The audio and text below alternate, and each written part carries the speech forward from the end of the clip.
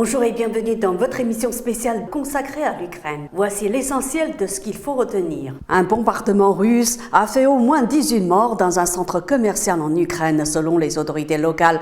Mardi 28 juin, cela a provoqué une vive condamnation des pays du G7 réunis en Allemagne. Ils ont tous dénoncé un crime de guerre. Pour sa part, l'armée russe estime avoir frappé un dépôt d'armes, entraînant des explosions qui, selon Moscou, ont mis le feu à un centre commercial désaffecté.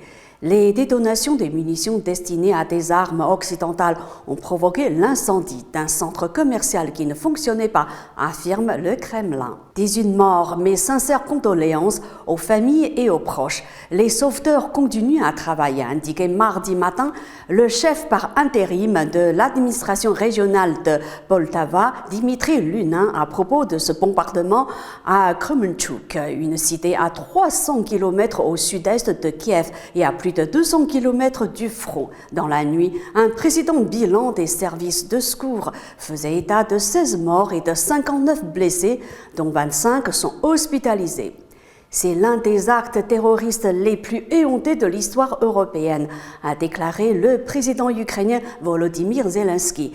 Il a frappé une ville paisible, un centre commercial ordinaire avec à l'intérieur des femmes, des enfants, des civils ordinaires, a-t-il souligné. Le président français Emmanuel Macron a dénoncé une horreur absolue et a appelé le peuple russe à voir la réalité en face. Cela ne fera que renforcer la détermination des Occidentaux à soutenir l'Ukraine, a lâché le Premier ministre britannique Boris Johnson.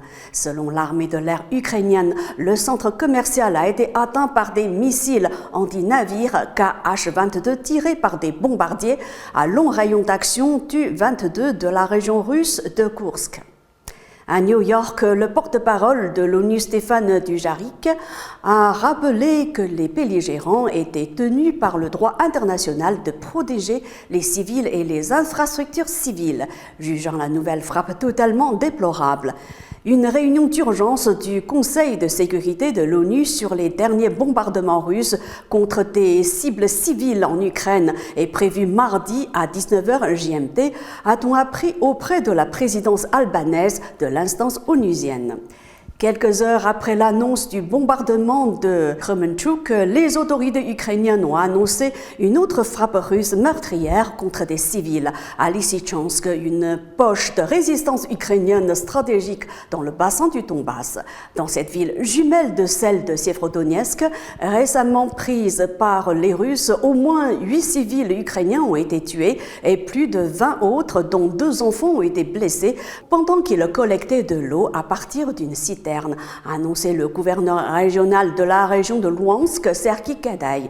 Les Russes ont tiré sur une foule de gens avec des lance-roquettes multiples ouragans, a-t-il dénoncé. Le Kremlin a jugé mardi 28 juin que son offensive en Ukraine se terminerait quand les autorités et l'armée ukrainienne auront capitulé. La partie ukrainienne peut mettre fin au conflit dans la journée. Il faut ordonner aux unités nationalistes de déposer les armes. Il faut ordonner aux soldats ukrainiens de déposer les armes. Et il faut mettre en œuvre toutes les conditions fixées par la Russie. Alors, tout sera fini en une journée, a déclaré Dmitri Peskov, le porte-parole de Vladimir Poutine. Selon lui, aucun délai ni calendrier n'est fixé côté russe. Nous nous orientons par rapport aux déclarations de notre président. Dmitri Peskov a une nouvelle fois assuré que l'opération militaire spéciale se déroulait selon les plans, utilisant euphémisme de rigueur en Russie pour parler de l'assaut sur l'Ukraine. Il réagissait aux propos prêtés au président ukrainien Volodymyr Zelensky devant les chefs d'État et de gouvernement du G7, les appelant à faire le maximum pour mettre un terme au conflit qui ravage son pays avant la fin de l'année. C'est la fin de cette émission. Merci à vous de l'avoir suivi. Mandarin TV continue de suivre de près l'évolution de la situation en Ukraine. À la prochaine.